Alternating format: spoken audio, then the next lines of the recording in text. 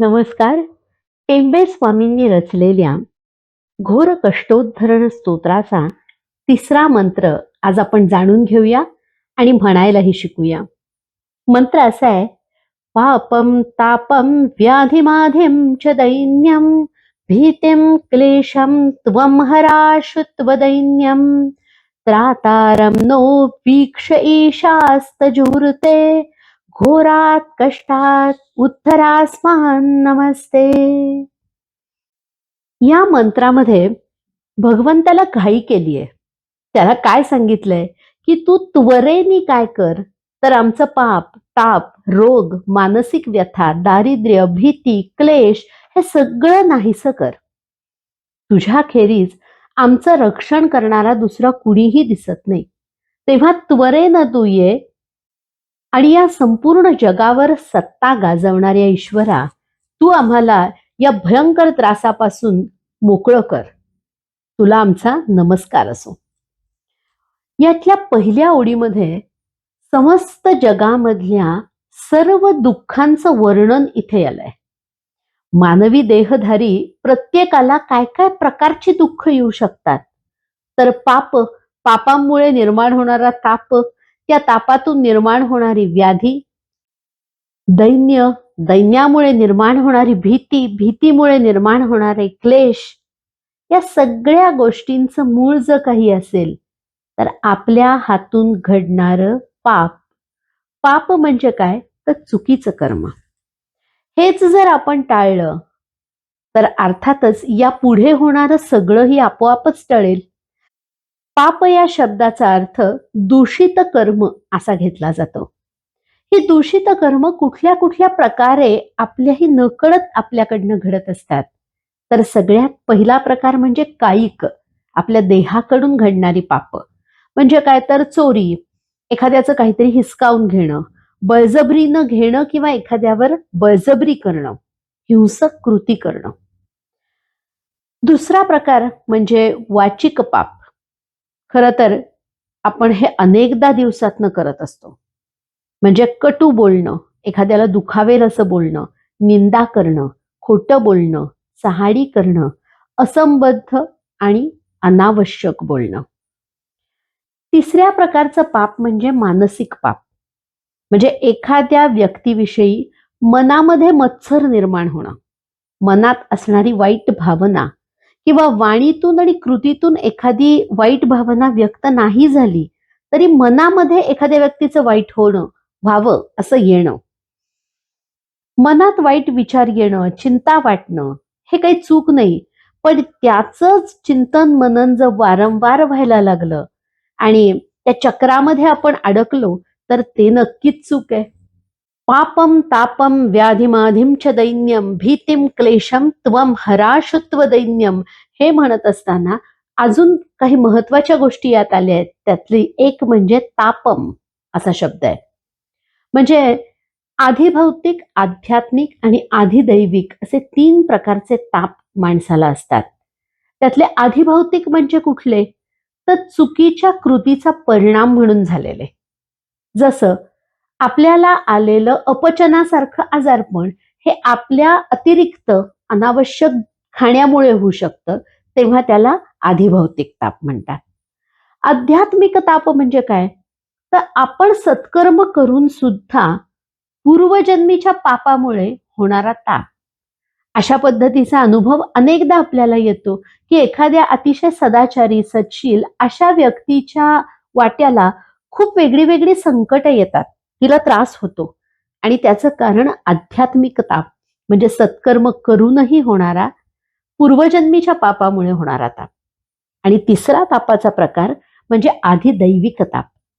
म्हणजे या जन्मातल्या चुकीच्या विचारांमुळे मृत्यूनंतर जे आपल्याला भोगावे लागणार आहेत ते भोग. त्यामुळे ताप या 2 अक्षरी छोट्याशा शब्दामध्ये हे एवढं सगळं सामावलेलं आहे. त्यानंतर येणारी आणखीन एक कल्पना म्हणजे व्याधी. आता व्याधी सुद्धा 4 प्रकारच्या असतात. पहिली म्हणजे स्वाभाविक, वयोमानाने येणारं म्हातारपण किंवा बराच दीर्घकाळ भूक लागलेली असताना सुद्धा आपण जेवलो नाही तर आपल्याला जे पित्त होतं ते पित्त. याला म्हणतात स्वाभाविक व्याधी, की आपलं चुकीचं काहीतरी हातनं घडलं आणि त्यामुळे होणारा त्रास. दुसरी म्हणजे आगंतुक व्याधी. म्हणजे काय? तर अपघात होणं, की आपण सरळ रस्त्याने चाललोय, पण एखादी गाडी येऊन आपल्याला धडकली. किंवा आपण रस्त्याने चाललो आहोत किंवा बागेमध्ये फेरफटका मारायला गेलो आणि आपल्या डोक्यावर झाडाची फांदी येऊन पडली. तर ही झाली आगंतुक व्याधी.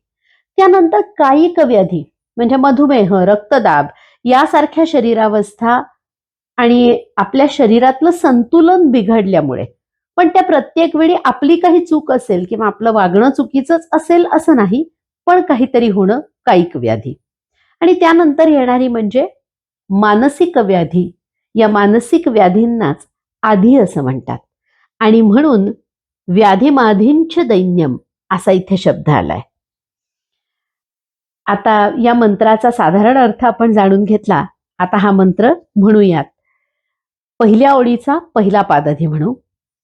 पापम तापम व्याधिमाधिम च दैन्यम.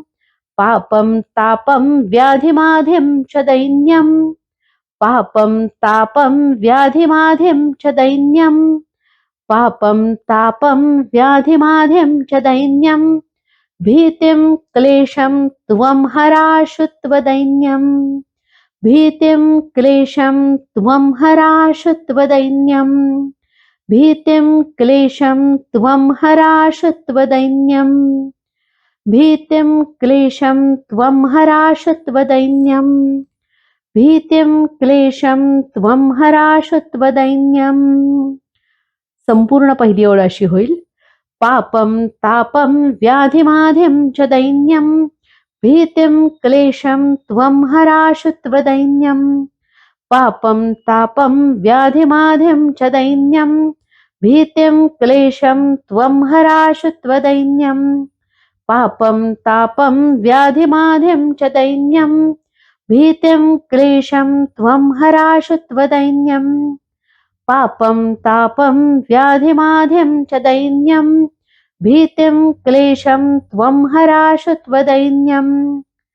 त्रातारं नो वीक्ष ईशास्तजूर्ते. त्रातारं नो वीक्ष ईशास्तजूर्ते. त्रातारं नो वीक्ष ईशास्तजूर्ते. त्रातारं नो वीक्ष ईशास्तजूर्ते. त्रातारं नो वीक्ष ईशास्तजूर्ते. घोरात् कष्टात् उद्धरास्मान् नमस्ते. घोरात् कष्टात् उद्धरास्मान् नमस्ते. घोरात् कष्टात् उद्धरास्मान् नमस्ते. त्रातारं नो वीक्ष ईशास्तजूर्ते. घोरात् कष्टात् उद्धरास्मान् नमस्ते. या स्तोत्रामध्ये यातल्या प्रत्येक मंत्रामध्ये इतका गहन असा अर्थ ठासून भरलाय की काही मिनिटांच्या व्हिडिओमध्ये या सगळ्या शब्दांवरचं विवेचन करणं थोडं अशक्य आहे. त्यामुळे साधारण यात काय काय गोष्टी आहेत एवढाच अर्थ आपण आता प्रत्येक मंत्रातला जाणून घेतोय. तेही का तर या मंत्रामध्ये असणारं सामर्थ्य, या स्तोत्रामध्ये असणारं सामर्थ्य आपल्याला जाणवावं आणि आपल्या समोर असणाऱ्या अडचणी, आपल्या समोर असणाऱ्या समस्या याची सोडवणूक आपल्यालाच करायची आहे. पण ती करत असताना त्याकडे बघायची एक वेगळी नजर आपल्याला मिळावी यासाठी आपण हा उपक्रम करतोय. हे स्तोत्र म्हणत असताना त्याचा अर्थ जाणून त्यानुसार जर आपण ते म्हटलं तर नक्कीच आपल्या समस्यांवर आपल्यालाच मार्ग सापडेल. त्यामुळे अंतर्मुख होऊन विचार करता यावा यासाठी हे स्तोत्र म्हणत असताना आपण त्याचा अर्थ जाणून घेतोय दत्त जयंतीच्या निमित्तानं. आज आपण तिसरा मंत्र बघितला. आजचा भाग इथे थांबूया. उद्याच्या भागामध्ये आपण पाहणार आहोत चौथा मंत्र. श्रीपादराजं शरणं प्रपद्ये. अवधूत चिंतन श्री गुरुदेव दत्त.